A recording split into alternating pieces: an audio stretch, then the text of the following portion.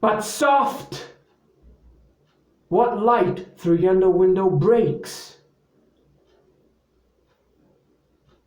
It is the east, and Juliet is the sun. Arise, fair sun, and kill the envious moon, who's already sick and pale with grief, that thou her maid art far more fair than she.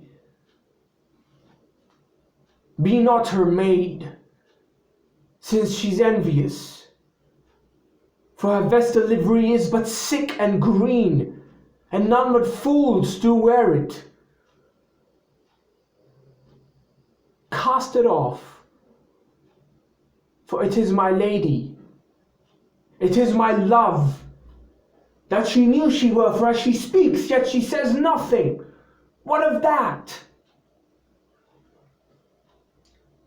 For her eye discourses, and I will answer it, for I am too bold. 'Tis not to me she speaks.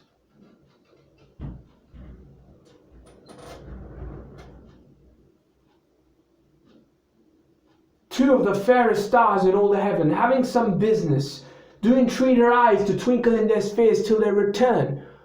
What if her eyes were there, and they were in her head? For the brightness of her cheek would shame those stars, as daylight doth a lamp. For her eyes in heaven would through the airy region stream so bright, that birds would sing, and think that it were not night.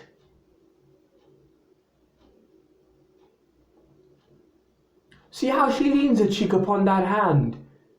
If I wore a glove upon that hand, then I might touch that cheek. Second play is going to be by Renzi Kenny, called Little Baby Jesus, character of Kehind.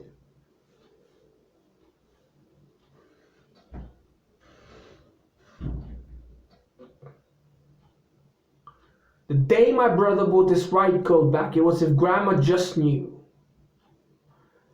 Like she had some sixth sense or something.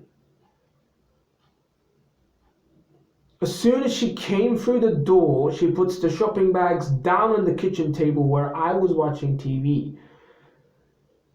Normally, she'll start packing the food into the fridge. I'll automatically stand up to boil the water for the vegetables before she even had a chance to tell me how lazy I was. But no, not today. She marched straight up the stairs and made a beeline to my brother's room. Didn't even take off her jacket.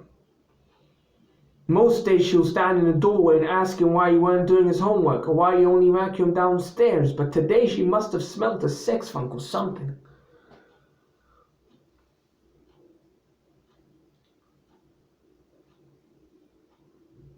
She went all the way into his room, shut the door behind her. When I heard that door shut, I had to crack a smile though, because my brother was always getting away with things.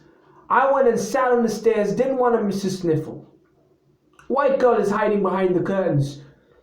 Grandma notices the pair of Ugg boots sticking out from the bottom. My brother is sat at his desk with his page apparently halfway through some novel, fooling nobody. He doesn't read.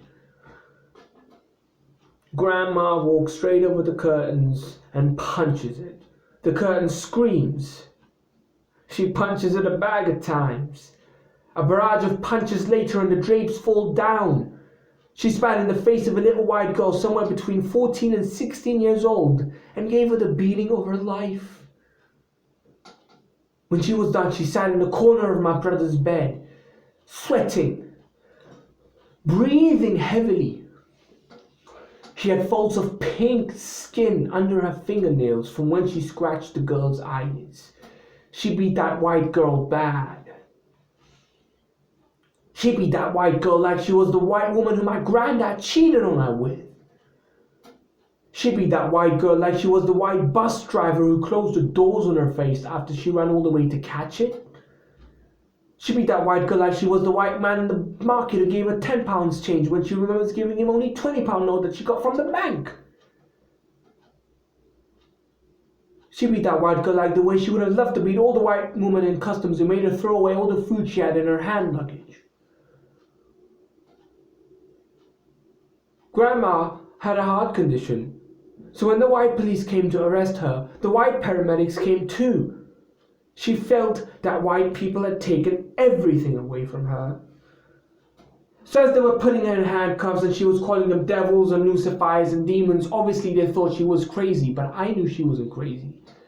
She wasn't crazy, she was just hurt and conditioned. And that's how she'll be until the perishing day, because it's hard trying to tell old people new things when they're stuck in 1974.